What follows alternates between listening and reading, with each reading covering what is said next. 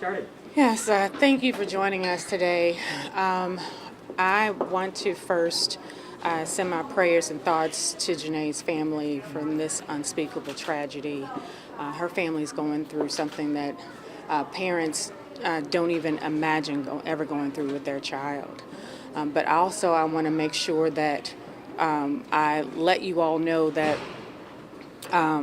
my office is working with our CJCC coordinator, Nicole Barton, to pull everybody in the room to look at the process, see where the gaps were, and try to make sure that this doesn't happen again. The circuit attorney, who's been there for 6 years, this incident and others have highlighted the fact that some improvements need to be made in her office. And she really needs to do some soul searching on whether or not she wants to continue as circuit attorney because she's lost the trust of the people. She lost your trust? We're gonna let the president speak. We're going to let the president speak and then open it up for questions. On behalf of the entire Board of Aldermen, I want to say that we all share in sending our thoughts and our prayers to Janae's family. We can't imagine what they are going through at this time. Before the Board of Aldermen went on break, we passed a historic infrastructure bill to create safer streets for our city, and we know that this is a priority for us because traffic violence has become all too frequent in our city. But we also recognize that the actions that we've taken are not enough, that we need to have better investments in enforcement, better investments in education as well if we want to address traffic violence. My office also, recognizes that in order to build a more just criminal justice system, we have to have a circuit attorney's office that is working effectively and at full capacity with the trust of residents in our city. And so I am standing here as president of the board, willing to assist the circuit attorney in anything that she needs to ensure that we can get her office to a place where it is working effectively, efficiently, and can regain the trust of residents in our city. Mayor, have you considered using a provision in the city charter, quo warranto, that would allow the circuit attorney to be removed from office and replaced by the city councilor? Have you had discussions? What are your thoughts?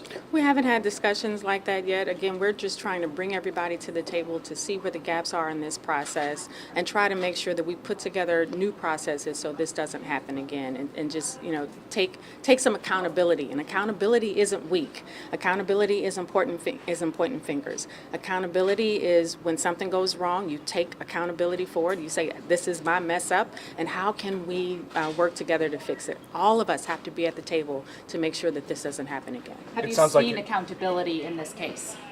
I'm really disturbed by the statement from the Circuit Attorney's Office on this case, and so that's why through our CJCC we've been working to try to figure out where the gaps were in this particular case. What did you make of her taking that defensive posture, and how confident are you that Kim Gardner can keep St. Louis safe?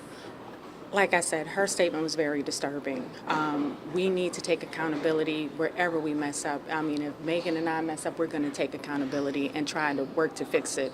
And we're doing those things through our ARPA spending. We realize that traffic deaths are at an all-time high in our city, so we passed $40 million for a traffic and mobility safety plan to try to make sure that we can do street calming measures and make our city safer no matter how people try to get around. If you're here in public and she's not, can we assume that she's taking the same defensive posture in private conversations with you that she's taking in the public?